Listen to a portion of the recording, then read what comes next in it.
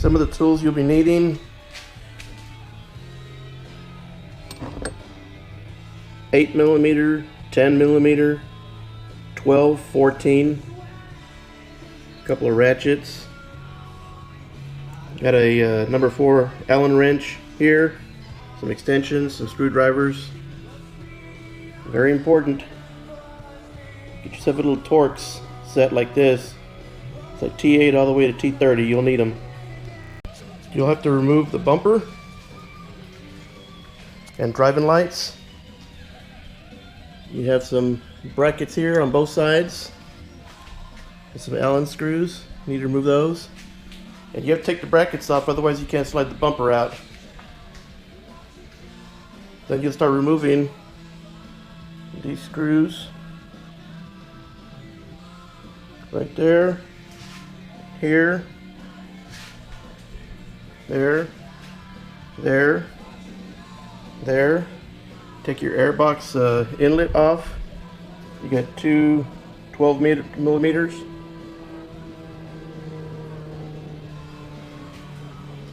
And then you have to go underneath the car in front of the wheel to remove that screw right there. There's one on the other side. Eventually you'll have to remove these pins to remove this brake duct. Same thing on the other side. Got a screw right there. And then the brake duct pins, those are just plastic pop out pins. Once you've got the screws out,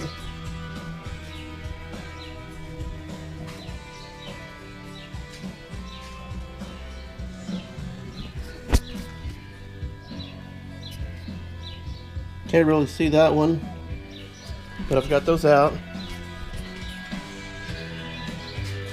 You have to break these loose. Next you'll get this fender trim off. It's got some plastic anchors. If you're gentle, you can pop them out without breaking anything, but if you do break them, just plan on replacing them. Here's the part number for the little clips. You can see I just bought about 10 of them just in case I break them. So the reason for removing the fender is you need to get to this screw right here. You got one there.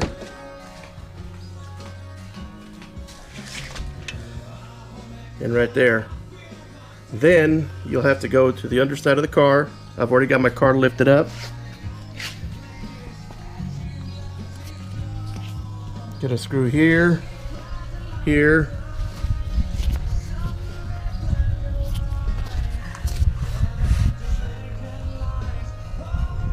all the way on the bottom, and then might as well replace or remove this weatherproof in here, this ground effects. Just follow all those screws, they're everywhere.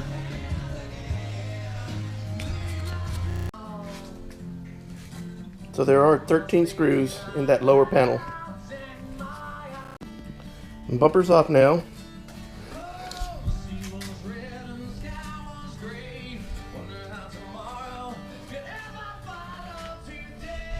This is impact damage from a palm branch on the highway. So now you'll have to remove the bumper itself. I went ahead and removed this lower bracket. It just makes it just a little bit easy. You have to remove the water, the windshield washer reservoir. You got some screws. Don't know why they put them facing that way. And then you have to disconnect 2 water lines and some electrical. And then you got to fish it out somehow. You got to disconnect this right there, just with a little screwdriver, just pry it out. It interlocks and it'll pop out. You have to remove these bolts right there. And on the opposite side, you'll have to remove this red bracket here that we painted. Remove these screws here and on the other side.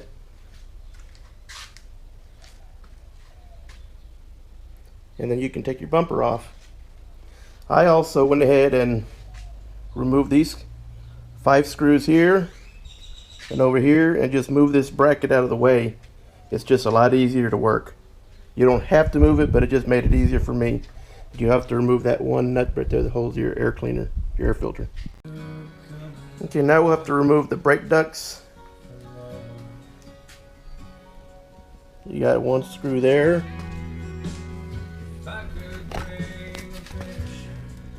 One right there. One on the opposite side. One right there.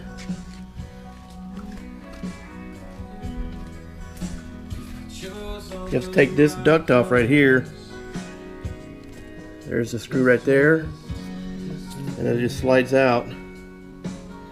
The brake duct will also slide out.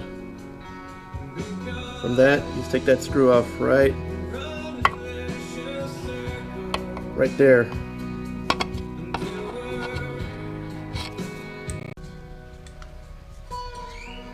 Okay, when you take the brake duct off, you'll have this right here. I believe it's a brake temperature sensor. It's just clamped on to the brake duct on the rubber side. And you also have this right here. This belongs to your horn. It's got to come off before you take the bumper off. Now you have to remove these push pins. Those are pretty easy. Just get a flat blade screwdriver, pry it out a little bit, and then get some wire cutters and just kind of use it as a pry bar. On the right hand side, you got to take the water reservoir off first. Got to get those screws.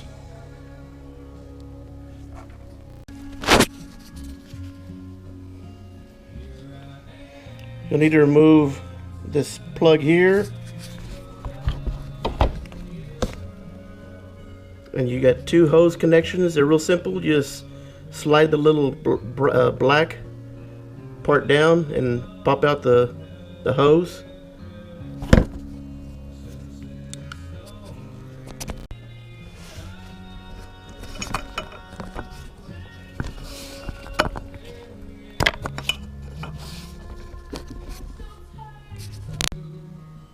So here are the plugs. One. See how these are? They just snap in. Another plug here.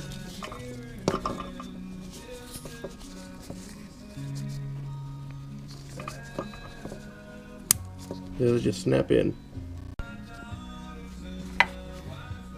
Now you can remove this screw right here, and then you just slide the brake duct up. And then of course take the push pins out right over there.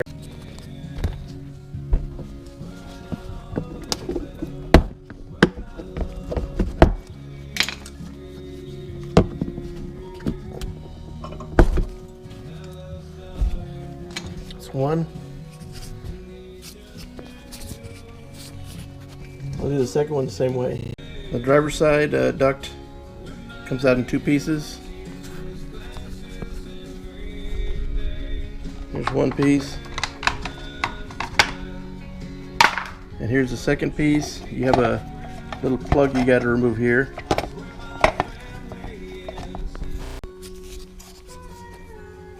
It's right there. So now you can see the intercooler.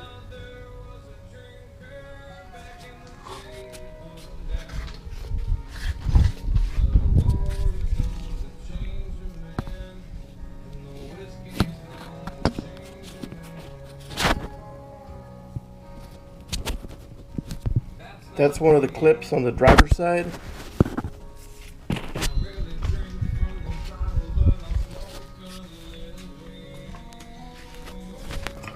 There's the passenger side right there.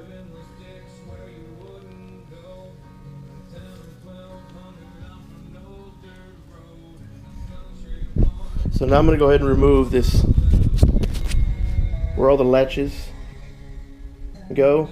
It just makes it a lot easier to start working with the intercooler. trying to be a little bit organized. All the different kinds of screws. So I've removed these bracket screws here. And also there's a screw that goes in here.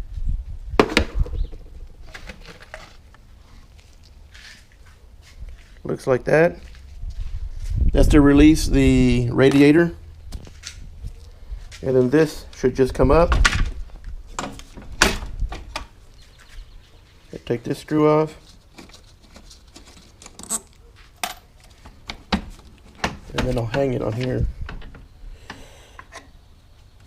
There you go. So I just got it rigged up there. Out of sight, out of mind. And now this is loose. So we're getting close to being ready to remove the intercooler. So I've already got my intercooler hoses disconnected. There's one on the passenger side.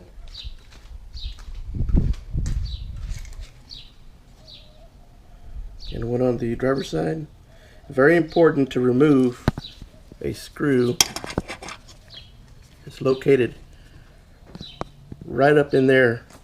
It interconnects the radiator with the intercooler. There's one on the driver's side. And one on the passenger side. Right there, I've already taken the screw out. Very important to remove this little clip right there with the flat blade screwdriver.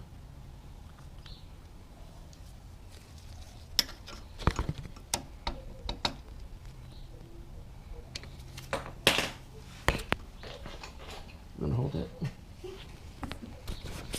Need some hands right here. That unlocks the intercooler from the body of the car, or the chassis. There's two of those.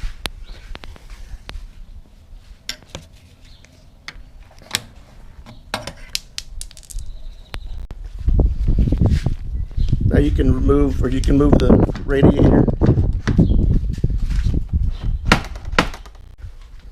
So I now have the intercooler off. Make sure before you start pulling on it, that these come out. These are on the underside of the intercooler. There's two of them, left and right. Otherwise it won't come out, you'll fight it. That'll be the end of the removal of intercooler on a 2016 John Cooper Works Mini Cooper.